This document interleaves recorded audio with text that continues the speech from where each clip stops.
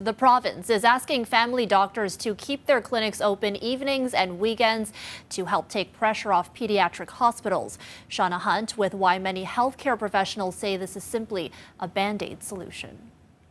Some family doctors believe the province is putting the burden of the hospital crisis on the shoulders of already burnt out healthcare workers when other mitigation efforts are desperately needed to help stop the spread of these viruses. I don't know what kind of workplace you could ever just say, hey, just increase your hours and add a couple days a week and add some evenings with no additional staff or funding or anything. Dr. Michelle Cohen is part of a family practice in Eastern Ontario and says her clinic is already seeing patients during the evening hours and they're swamped with sick kids. I have a weekly evening clinic. A number of my colleagues also do weekly evening clinics.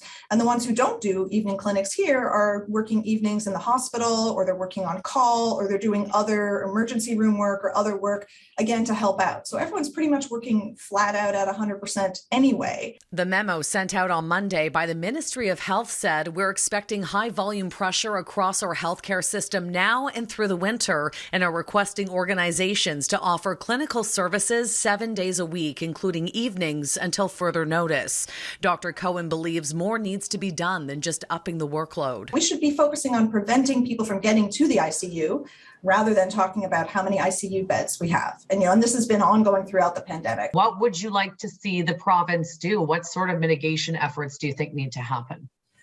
Well, so I think, first of all, we need a sensible paid sick leave plan. The fact that we don't actually have good paid sick leave in this province is ridiculous. She also believes improving air quality in public indoor spaces should be a priority, and for immediate impact, the province should bring back a mask mandate. At some point, there's just only so much that we can do. There's only so many of us to go around, and there's just simply not enough family doctors and not enough family practices in Ontario. The Minister of Health's office told CityNews in a statement this will help avoid unnecessary visits to hospitals and keep our emergency departments available for those who require urgent care. It went on to say primary care providers participating in these efforts will continue to be compensated through OHIP. I think collectively as a province and as a nation, we need to do everything we possibly can to protect the safety and well-being of the children. Bioethics professor Carrie Bowman says right now there's a lack of data and testing for RSV and flu, and what we need right now is a multi-pronged strategy from the province on how to end this crisis. We're hearing about masks, but we need to hear more. I'd like to see more testing.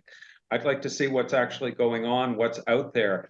What do we know related to schools and daycares about this? And I'm not suggesting for a moment that they should be closed. That's not where I'm going with this. I'm simply saying I wish we knew more about how this is spreading and how better we can protect children. Shauna Hunt, City News.